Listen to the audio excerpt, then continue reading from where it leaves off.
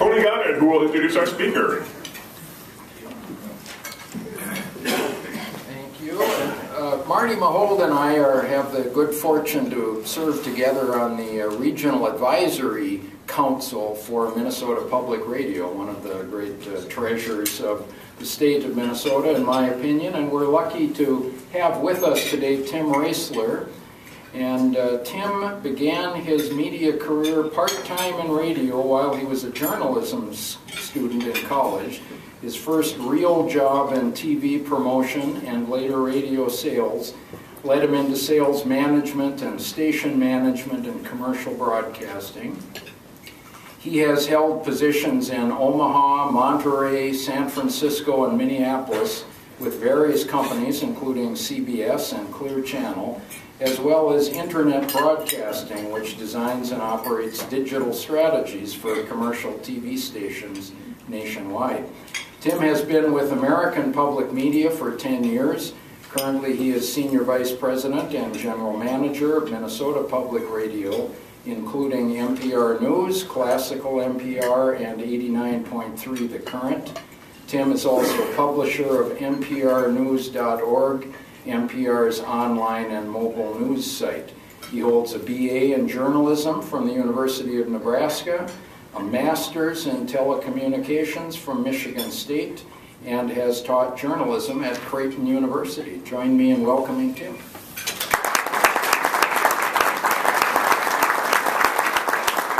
Thanks, Tony. And I am just happy to be here. So there's another happy part. While I'm prattling on as an intro here, let me at least fire up the screen, and that way you won't have to wait. Oh, there's my daughters. There we go. That'll probably blank out as I talk. Anyway, so happy to be here. Congratulations to you, by the way. I'm hearing at lunch about all the great projects that your club does. I've been to a lot of terrific Rotary clubs, but I don't know that I've ever heard the long list of activities that your club has, the terrific membership, and the average attendance. Just wonderful. So congratulations to you. The city and the region, congratulations on the new River's Edge Center that you're about to open up, I think on Thursday, if I'm not mistaken. And I got to try and get back up here to see that. And the mural inside, I'm told, is wonderful as well. So lots of good stuff going on, not only in the club, but in the region. And Minnesota Public Radio is really happy to be a part of it. So thanks for inviting me. I really appreciate it. By the way, Jim, that's a radio voice. Have you been on the radio? No, but they tell me I have the face for it, like Harrison. Nice. And also, I just have to, as an aside, having grown up in Nebraska, where we have an interesting form of government that I'd like to congratulate Mayor Kleiss on championing a while back, the unicameral legislature, and we loved it there. So maybe Minnesota someday, I don't know, but that's been fun to listen to that discussion over time. Anyway, thanks for being here, Mayor. I think my job here really is to tell you a little bit more about Minnesota Public Radio and then open it up for questions. But a little bit of the history, and probably many of you know this, some of you probably don't. But we started right up the road. It was 1967, a student at St. John's, Bill Kling, our founder and president for many years, 44 years to be exact. 1967, small, sort of cinder block looking kind of room, and that's where it all began. And a small organization has blossomed into a much bigger and a statewide organization, but really small and humble beginnings, and really right here in this community. It started with this notion of classical music and public service. And public service then yielded not only classical music, but all news stations as well. And so now we've got two things going on pretty much statewide. But I think the interesting thing about the launch back in '67 was that we started our broadcast day promptly at the crack of 9 o'clock. If you can believe that. Now, as a radio guy, that's anathema to me, right? But public broadcasting was new then, and it was really educational broadcasting for those of you who might recall it. And for educational television that I recall, it was about moving nut cups around to learn math as a fourth grader or whatever it might be. So the notion of starting, you know, with a commercial broadcaster just wasn't there at the time.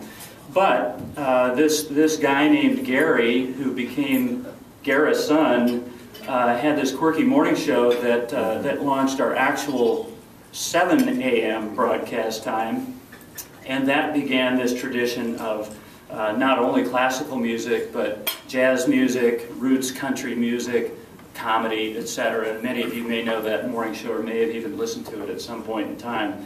So that then spawned later an all-news property so that we could have both classical and news on 2 different stations, and I'll talk about that in just a little bit.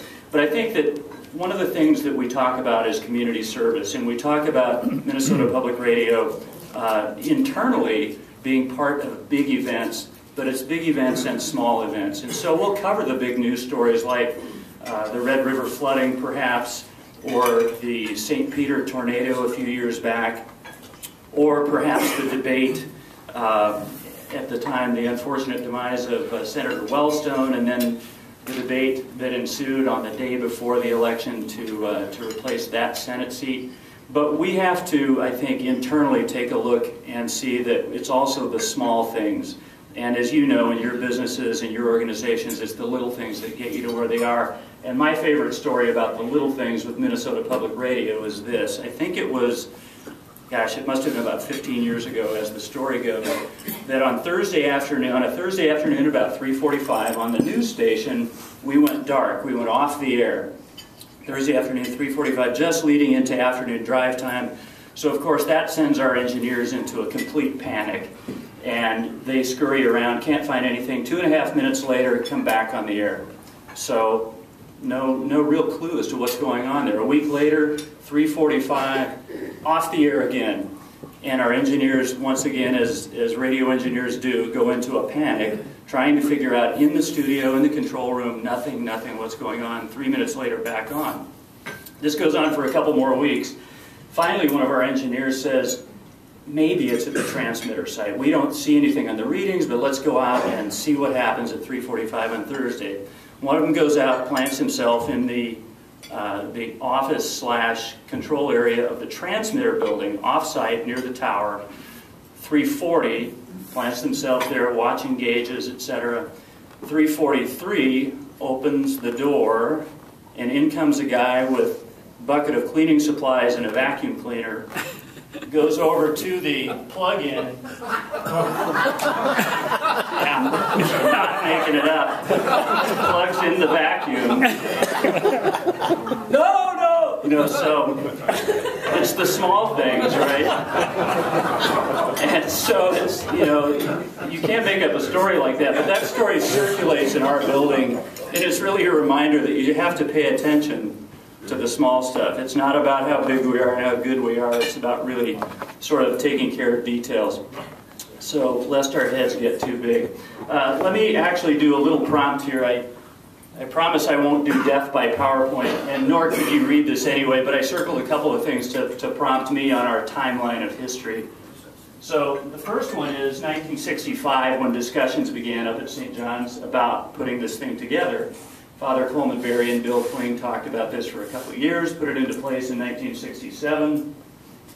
1974, the first circle up there, is the beginning of a Prairie Home Companion. So that was a big piece of what we do. That has launched, to simplify things greatly, it's launched a whole notion of public service to the nation from Minnesota Public Radio, and that's been branded American Public Media. So that's our parent company, of which Minnesota Public Radio is the single biggest business unit. But a Prairie Home Companion really helped launch that notion of national programming from Minnesota. The next circle is 1984. We began to expand to different communities around the state. And so that has allowed this notion of 2 stations per major market throughout Minnesota, where we have both a classical station and a news station, and that began in the mid-'80s. Let's see, the 90s, the 99.5 frequency in the Twin Cities. That was a big deal for Minnesota Public Radio, so that we could also have that classical property in the Twin Cities as well as the news property. We were on AM radio with both classical and news for a time there. So that became an important function. And let me just nod the tip of the cap to Bill Kling, our founder and president, again, for starting us in Collegeville on FM in the mid-60s. That was prescient. I mean, there were precious few people investing in FM at the time, and that decision was a big decision, AM, FM, and at the time it really should have been AM by all rights, but they made this decision to go FM, and the rest, as you know, in terms of commercial radio and public radio, is history. So in 2000, that next circle is another foray into a bit more national program. We purchased the Marketplace program from the University of Southern California. Now that's still produced out in Los Angeles, but Minnesota Public Radio / American Public Media owns Marketplace, and that's become the biggest business program, radio or television, commercial or non-commercial. So the cable news programs that you see on business, this thing is bigger, 5 times a week, 6:30 p.m. here on MPR News, plus Marketplace Morning Report and the Marketplace Index and a couple other incarnations of that Marketplace business program. And finally, in the year, well, it says 2010 there, I think it was toward the end of 2010, Minnesota Public Radio crossed the threshold of 100,000 members. So that in and of itself is not a big deal, but we think what that reflects is this notion of interest and people sort of buying into something that they feel like they're owners of. So our members, you know, when I was in commercial radio, if we thought listeners would write us a check that they didn't have to write to listen to the radio, we would have been stunned. And so this whole notion of paying for something that you don't really need to pay for actually was a surprise to me coming out of the commercial model, and yet sort of being in it for now 10 plus years. I'm sort of beginning to get it, and I'm sort of also beginning to get it that Minnesota really is what made that happen. Minnesota is a unique place, high emphasis on education, high emphasis on information, and on civil discussion. And that's what we think Minnesota Public Radio on the news side can provide, and then of course on the classical side, the arts and culture, and then we can talk about the current in just a minute. Now we're at about 127,000 members. We think that it's the largest membership organization in the state of Minnesota. Not a colleague, I guess, but a compatriot or someone who's in roughly my position over at the University of Minnesota was telling me that the University Alumni Association is at about 50,000 plus members. So to give you context on 127,000, that made me feel pretty good. There may be somebody that's bigger. We haven't done the research, but I think we're among them.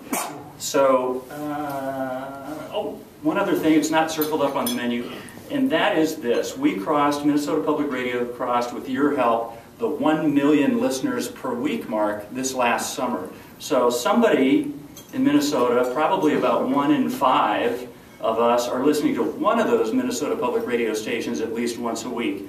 And that was a big deal as well, in the sense that that one really was kind of a milestone and a hurdle, and we felt really good about that. It's mostly adults. We know that from our research, so and intuitively you might suspect that as well, being news and classical music. And the current as well does skew 25 and 30 plus. But the interesting thing is when you eliminate those lower demos, that makes it about a quarter of all the folks in Minnesota are enjoying one of those properties at some point or another. So it's been quite remarkable, and we're quite grateful for that. Let me talk a little bit about, with a move of my mouse here, I'll just touch on that. That's the map of Minnesota, and all it really does for you, because it's hard to read that, is describes where the stations are. And I guess what I would say about the map is that almost, I think it's 96% of the geography of the state of Minnesota is covered by one of the Minnesota Public Radio stations. And again, our pattern is to have 2 stations per market, both a news and a classical. So just so that you know, and maybe you've traveled the country and tried to listen to public radio or commercial radio elsewhere, but a statewide network that has that kind of coverage, you should be really proud of. It's very unique. Doesn't happen in a lot of other states. In fact, I'd almost venture no other state has that kind of coverage with their public radio network. So there's our 3 properties: MPR News, Classical MPR, and in the Twin Cities, the Current.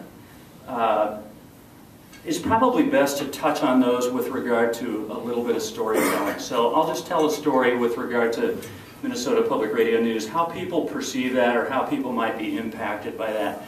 Imagine, if you will, that you are a mother in one of the Twin Cities suburbs, let's say Anoka perhaps, and that your child, maybe an 8th or 9th grade boy, is coming home from school every day, somewhat depressed. And you try and dig into that. You're this mother, of course you care deeply. So what's that all about? So over time she begins to perceive that there's an issue with bullying. So she continues to try and understand what that's about. She talks with school officials, gets seemingly some help, but really nothing improves. She also happens to be a member of something called the Public Insight Network at Minnesota Public Radio. You'll see how that connects in just a minute. But she calls MPR, describes this situation. The MPR News reporter gets on the story, not quite a story yet, but the issue, talks to the schools. That generates a study out of Minnesota Public Radio's newsroom that looks at the various guidelines of all the school districts in the state of Minnesota. In fact, we posted that online with a week's worth of stories, every school district in the state, and what their bullying guidelines look like, and then compared it to legislation. Well, it turns out the state of Minnesota, as you now may know, doesn't have exactly the strongest anti-bullying laws in the country. In fact, we're among the lowest. And then in turn, next you hear about possible legislation moving up at the state capitol. Now, wherever you fall on the continuum of how that legislation should happen, Minnesota Public Radio's role in that was not about the legislation, but it was about turning this mirror on ourselves and saying, how can we have this discussion? What is it here that should be discussed? And I don't know that that mother feels like Minnesota Public Radio solved her problem. I'm sure she doesn't. But I think that the outcome of that is the impact of having a community discuss an issue that really needed to be discussed. Now, how that relates to this Public Insight Network is this. I don't know if you can read this well at the back of the room. But the Public Insight Network is about 30,000 people around the state of Minnesota who have told us they're an expert in something. The whole notion of this is that somebody in our audience at every moment listening to a given news story is probably smarter about it than we are. There's somebody that's an expert out there that knows something about it that we don't know. And so we can ping that network, we can search the network basically for an expert on education or for an expert on bullying or for an expert on nursing. And this isn't to do citizen journalism, as you may know it from other kinds of news organizations, but it's to advance a story with journalistic principles and to vet that story and fact check it and the whole thing. But it's much better with you as an expert than it would be without, because you're prompting us to ask the right questions. And the woman in question that I described earlier was a member of that network. So it really worked out well. I'd venture everyone in here is an expert at something. So please come to our website, mpr.org or mprnews.org, and find the Public Insight Network and join it, because you probably have some knowledge that your neighbors would really appreciate knowing about in advancing certain news stories. With classical Minnesota Public Radio, I think you can certainly enjoy and love classical music, and that may have impact all on its own. But let me just touch on a couple of the things that have really shown, I think, for the community in the last couple of years. One of them is called the Play It Forward Project. So now imagine yourself in a Mankato high school classroom, music classroom. You see two student violinists, and one of them has a violin, and the other one doesn't. And now they're passing the violin back and forth as they rehearse various pieces. Fast forward a year later, after Minnesota Public Radio's Play It Forward project, which is a used instrument drive for public schools all over the state of Minnesota, same two girls, two violins, they're both playing all the time. This program really provided a lot of impetus for kids that couldn't afford to either be in school band or orchestra or take lessons to be able to do that because they couldn't afford instruments. And so we've worked with the Minnesota Music Educators Association and many, many public school districts around the state to make that happen. And so we feel like it's our duty not just to play classical music, but to actually get involved and hopefully make that more pervasive and allow more people to touch it and feel it and gain from that. The other thing that we're doing with classical Minnesota Public Radio is called Minnesota Varsity. And that's an invitation to high school students, both in music, vocal music, as well as instrumental music, to submit online their performances, and we call it sort of Glee meets American Idol for classical. And so online you'll be able to see performances. We're playing those performances on air, the best of them, and then we wind up in April with a concert at the Fitzgerald Theater of the top 5 selected by outside judges for the Minnesota Varsity Concert. So imagine yourself in high school and performing down at the Fitzgerald Theater in front of 1,000 people, and how cool is that? So we've had some really fun things to do that actually reach out and hopefully draw more people in to classical music and give them those advantages as well. Now with the current, I said 89.3 and it's in the Twin Cities, but if you have an HD radio, you can get it right here in St. Cloud as well, because it's also on our MPR News HD station. So if you're at 88.9 and have an HD radio and go one click to the right, there's the current. So HD radio isn't yet pervasive. We're hoping it will be someday, but you can get the current in St. Cloud. And one of the things, the ways that that's touched the Minnesota music community is that musicians themselves and the artists themselves are telling us that in fact they're able to stay in Minnesota and even make a living with this indie rock music that they used to have to go to one of the coasts or perhaps Austin, Texas, or one of the other music hotbeds to enjoy making a career out of that. So it wasn't necessarily our goal to help people make a career out of it, but what our goal was to foster local music somehow and let it be heard and find an outlet for that. So people are telling us that that's happening. As an interesting side benefit, we have cracked the top 10 in the Twin Cities of all radio stations with the current. And so it's really become a viable thing on its own. It's funding itself now with help from members and underwriters. So it's really been a fun project for us, and it's been exciting. So, I'll be done in just a second. Actually, let me check time. We're okay, aren't we? A few more minutes? Good. What I really wanted to touch on here is why public media.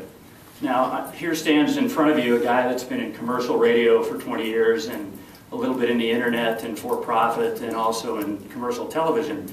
So I have no complaints and only admiration for my colleagues on the commercial side. In fact, that was me. But I do think that there's a place for public media. And the reason is because of its independent thinking. It's public service oriented, and I'll show you our mission in just a second here. Not driven by Wall Street, and again, I can tell you that decisions that I made personally in my career on the commercial side were sometimes driven by that next quarterly report. It does happen. Not a bad thing, it's just what it is. Mainstream news gathering weakening. Now, I think that that one might take issue with a given property, this or that, in terms of commercial media and news, in terms of whether they're weakening or not, and certainly there's some very strong, good, solid for-profit news operations. We don't quibble with that at all, but what we do think is that public media can be kind of a bridge and to help keep that civil discussion going. One of our philosophies is no rant, no slant. We think it's our place on MPR News to provide an outlet where you can really have a good civil debate and keep that debate going. Another thing that we can do in public media is take risks sometimes where others may not be able to do that. And an example of that is that a project we call Minnesota Today is inviting our colleagues around the state in various news organizations to trade stories. And so together with folks like St. Cloud Times and John Bodette, who John's in the room somewhere here, there he is in the back. We're collaborating and finding ways to trade stories. We're going to be providing stories to the St. Cloud Times that they can use as they see fit. And in turn, we'll get stories back from the St. Cloud Times that I think our statewide audience will be very interested in about the St. Cloud area. So that's one of the ways that I think independent and public media can really be helpful to the overall news culture. And we see that as a big win in the end. So normally you wouldn't get a mission statement at the end of a process, right? You'd hear that at the front end of the presentation. I'm not going to read our vision and our strategy. That's sort of internal businessy stuff. It's not private, but there it is. But the mission, to enrich the mind, nourish the spirit, thereby assisting our audiences to enhance their lives, expand perspectives, and strengthen communities, That's what we're all about. We actually put measures, metric measures against those each year and work down from those so that managers inside of our organization, with all 3 of our radio stations and with our web properties, can see how we're doing against that. It's really hard to measure impact, and I know in some of your organizations you may try and measure impact, and maybe you have that same discussion that we have that, wow, how do you do that? Can we measure actions of people that reflect impact? Or with us, is membership a proxy for impact? If they care enough to write a check, is that it? So we have good internal debates about that. But I wanted you to know what really drives us, and that is strengthening communities. So that's why when I opened up my statement of congratulations to this community and to your club, that means a lot to us to see a Minnesota community and a service club like this doing really well. We don't claim it. We just want to be there with you and hopefully helping to make your community even stronger. And with that, a couple of photos, but I will open it up to take questions.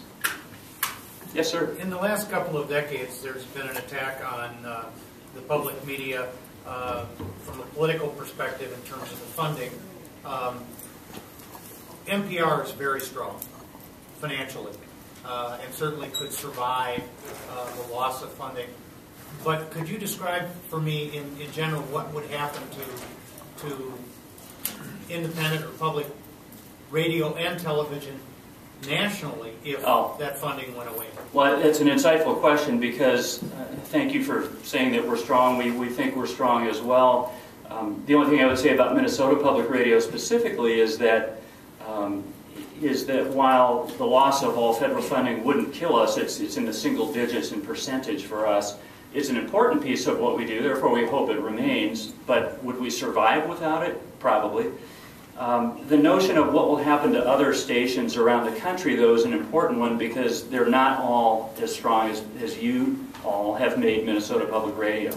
So in many cases, that percentage of federal funding is much larger than it is with Minnesota Public Radio. So we haven't done an actual numeric count on what would happen to specific numbers of stations, but our fear and our assessment is that many would go away. Some that are associated with university licensees have an even more grave issue in that, as you well know, many universities and colleges are really having to focus on their core mission, which of course is education. And if they're having to subsidize a radio station, that may be first on the block to go. And so they also find that some of those federal dollars are important to keep that going. So it would have impact, and where it might impact us additionally would be how many stations then might carry or not carry the national programs that we produce at Minnesota Public Radio and APM. Yes, sir? As you were talking, I was just thinking about Kerry Miller, thinking about Gary Eichten, who's going to be retiring soon. And of course, my favorite, Click and Clack, the Tappet Brothers. Yes. Yeah, I assume that's public media, though, American Public Media. Well, that one is produced on the East Coast and is distributed by National Public Radio, but we certainly carry it, that's for sure. Okay. My question is just about your competition, and particularly was thinking about satellite radio, Sirius. Mm-hmm. And I noticed they took a page out of your playbook where you got Garrison Keillor, they hired Howard Stern. I'm just wondering, is that a serious competition for you? It's a good question too. Probably 4 years ago, the fear factor on our part might have been a little higher on satellite radio. We've together with NPR partnered on some channels on Sirius and XM, and as you know, they've now merged and they're run by Mel Karmazin together. I guess this will be partly personal opinion here. My sense of it is that satellite radio is probably not going away anytime soon, but what you're also finding, especially if you've either purchased or sold a new car recently, is that there's this fight for the dashboard with what we call IP radio, Internet Protocol Radio, meaning if you can get an internet signal onto your dashboard, then it changes the game, and that game will be changed. So as soon as we have wireless into the dashboard, that's ubiquitous.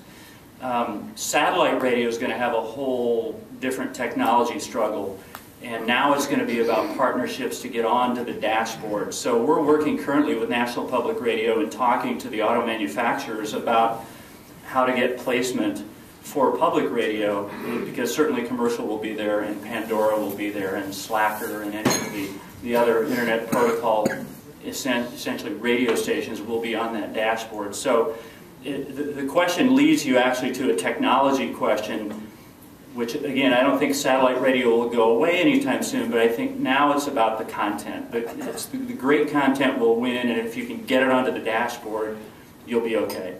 And we don't know yet. Yes, sir? So that leads me to a follow-up question. How is it changing listening on the internet versus on the air? I think from the younger ones, I listen on my cell phone. Yes. If I can't get the signal. Yeah, yeah. So, well, the question is, how does listening change between getting it in internet versus over the air? And we've even had debates on, and this is true of the industry as well, whether to buy another stick, as we call it, a tower, and do more radio somewhere or not. I mean, are towers obsolete? Well, they're not obsolete yet, right?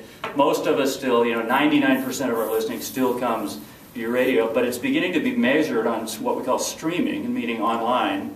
And so we can see the measurement there, and that's only going to grow, and when that IP protocol hits the dashboard, we'll have more internet streaming. And the answer is, or the question is, how do people listen differently? Well, Pandora is beginning to change how people listen.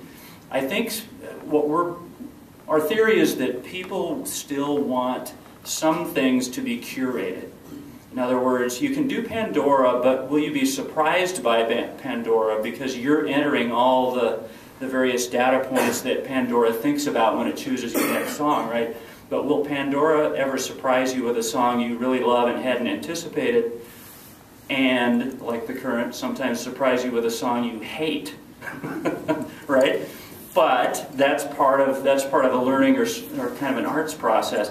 The other thing we're finding is that people will be able to program, and you're seeing this a little bit with podcasting, if you know what that is. You can download a segment, like I'm famous for the ESPN college basketball podcast, right? So I download that, try and listen to it every week, and it's 11 minutes, and that's all I want. I don't listen to ESPN radio. I don't listen to the ESPN radio affiliate in the Twin Cities. I just go get the podcast, right? So we're finding that we are going to have to package things so that you can come get what you want. Because if all you want is Kerry Miller, we should allow you to have that somehow. Or if all you want is the Splendid Table, we should allow you to come get that somehow. So I'm not really answering your question because we don't know, but cutting it up into chunks is one answer. Another question? Yes? Yeah. And I happen to be a big public TV fan. I think it throws the advertising question completely up in the air, because I pay for Pandora because I don't want any other ads. And with my cell phone, I can plug it right into my radio in my car with an auxiliary switch. Yes. And now I've got whatever I want. And if I want to be surprised, I just plug something else in. You know what I mean? Right. But I think, in the public domain, especially from public TV, all these sponsored things, and you have to have sponsorships and memberships to move forward. But then what if the customer who doesn't want to hear any of that and actually will pay on? Well, you're the business model waiting to happen. No one has cracked that code yet. By the way, Pandora's not profitable yet.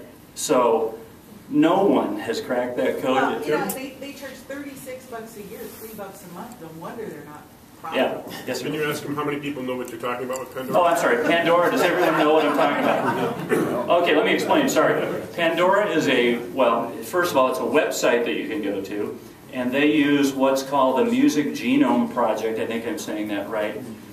And you choose a few songs that you really like or a few artists that you really like, and they begin to create, quote, a radio station that it plays back to you. And they make all the selections. Now, their rights fees are such that you can't choose Eric Clapton and it will play Eric Clapton, but you can seed the station with Eric Clapton, and later it'll play Eric Clapton and others that sound like Eric Clapton. So it's a way to get a station that's really cool, no advertising, sounds like what you want, but you'll notice now that if you don't pay for it, you get advertising in it, Yeah. or you can pay $10 a month, is it? It was 36 bucks a year. Okay, 36 bucks and you get no advertising, but until they become profitable, good luck with the $3 a month. Yeah, I know. Right, so that's gonna go up. For the indication. But there is a business model around this waiting to happen. But my point for MPR and other stations is we don't find a way to get onto Pandora or with them somehow, we're in trouble. I think that the immediate, up to the minute news reporting, that kind of stuff. Yeah, I really local think news that- is never going to be replaceable. Yes, sir. Is there a lot of criticism and pressure Yes. because you carry religious programs? To Minnesota Public Radio? Yeah. Okay. The question was about religious programs. Well, we have one program that's produced for our national audiences called Krista Tippett on Being. That started out as a program called Speaking of Faith. And what it does is talks about issues of faith and ethics. And we actually don't take a lot of criticism for that. When we purchased WCAL from St. Olaf College, we took a lot of criticism for, in essence, taking away a station that did have some religious programming on it. But the truth of that matter was that St. Olaf had decided to sell it, and it was going to be sold either way. So no, we don't take a lot of criticism for religious programming per se. We actually don't have technically any other than the On Being program itself. Yes, sir. Here. So if Fox News is on the far right, and let's say that NBC would be on the left, I've always considered MPR to be fairly liberal, and I think most people would, yet you're trying to position it or market it as real mainstream and right down the middle. Right. How accurate is that? You know, I mean, I think again, would well, people think that the beauty is in the eye of the beholder, isn't it? I think that you have to be the judge of how we're doing. And I would say, before I even answer the rest of this, if you find a Minnesota Public Radio news story objectionable either way, right or left, in that you don't think it's accurate or you think it's slanted, I want to know about it. Find me on the website, troesler@mpr.org, and please do tell me.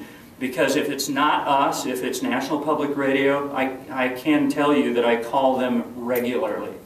And I say, what were you thinking about if there was something that was going one way or the other? Same with some of the other produced programs like Fresh Air. I somewhat regularly call that producer, and same issue. So I can't speak for all of it, and you have to be the final judge of it, but we're absolutely trying to go right down the center. And we'll keep it that way. Our journalistic ethic, we believe, is solid. But please tell us if you find something that's wrong, because we want to be that center position. We want to be civil debate and discourse. And if we make a mistake, we want to know about it for sure. Yes, sir. So you're essentially purchasing content from NPR that you're redistributing then. Exactly right. But I could see that in the minds of many listeners, they don't hold the distinction between NPR produced and MPR. It's just public radio, which is, I think... so for those of you retailers in the room, you're carrying a product and the product has a malfunction and you're the retailer, you get blamed, right? That's us. And so we have those discussions regularly. We're one of the more powerful organizations in the system, so we do get listened to. But you're co-branded, essentially. We're co-branded, yeah. Now, I will say this. I stand behind NPR's journalism, and I would still want you to send me a piece that you thought was slanted that was NPR as well, because we really do hold our own and their feet to the fire if we were to find something like that. When we get that kind of criticism either way, and we actually do get it both ways, believe it or not, what we sometimes find is that it wasn't a factual issue as much as it was a tone issue. It was well, yeah, but they sounded like and they might be right. They might be right. So I will tell you this, I am not the most liberal guy in that building down in St. Paul, and I am right there with people who want it right down the center. Yes, sir. So, speaking about that, how big of an issue is the polarization that's happening within radio? The Rush Limbaugh to the other side, where it's what sells is the extreme, where suddenly then the public discourse becomes not a conversation. It's one way or the other. Yeah, well, it sells and it panders, and I think it's not just the media that's doing it. And I think I guess I shouldn't judge like this, but I think you're seeing it in Iowa as well amongst the candidates, where the criticism of the moment is sort of what gets everybody up in arms. And our goal, again, is about civil discourse. That's why you'll hear longer form programming with Gary Eichten and Kerry Miller, and longer Q&A with the newsmakers, so that it isn't just the 30-second soundbite. We do sense that, and I am one who actually believes that the reason our membership has grown like it has is that because people really want a place where it's not all shouting and screaming. I think that there's always going to be a place for radio stations or TV stations or even print publications that go to the extremes, and they'll have a certain very vocal and sort of virulent following. But I think there's and speaking for myself, and we hear it from our membership as well, there's a real sort of a yearning for the Rodney King moment. Why can't we all just get along? And how is that going to be? Couldn't we have a better civil discussion and better outcomes? And what a great example of it from your club. I'm sure you've got Democrats and Republicans and everything in between, and yet look at all the stuff you're getting done just because you can talk about it, right? So that's what we'd like to foster in Minnesota if we can. But that's a problem, but I do think that there's a slot for, quote, a centrist kind of, not in a political sense, but just in a discussion kind of sense, a very balanced approach. Yes? A different sort of question. In traveling down through Rochester, I listened to a station that says it's public radio, and instead of classical, it's classic rock. Is that not anything to do with you? I can't tell you the name of that owner, but we know of him, and he's a great operator. He's also got a commercial station. And was it classic rock? Because my wife listens to one in the Twin Cities out of Rochester that's big bands, too. Oh, this is classic but maybe rock, yeah. Not my station. Yeah, welcome to my world. So it's not MPR, it's just a different public radio station. Yes, it is public. And their announcements are short, and they can't do call to action on the air. It's an anomaly. It's not Minnesota Public Radio, but they do a fine job. It's a good broadcaster. Yeah. I'm going to take a minute to wrap up. Yes. Anything to final question? Maybe one final question. If not, I would just say thank you so much for having me here. It's a real pleasure to be here. I want to thank Gary Osberg here. I want to tell you also to, if you get a chance to listen to our news station at 88.9, you'll hear our new reporter, Conrad Wilson, here. If you have any suggestions for Conrad, cwilson@mpr.org. If you've got a news tip or a lead or anything, or call Gary, he'll get it to him as well. We really appreciate our heritage in the St. Cloud area. This is really where we started. And I hope to be back up, and I'd love to see your new facility next door. Thanks so much.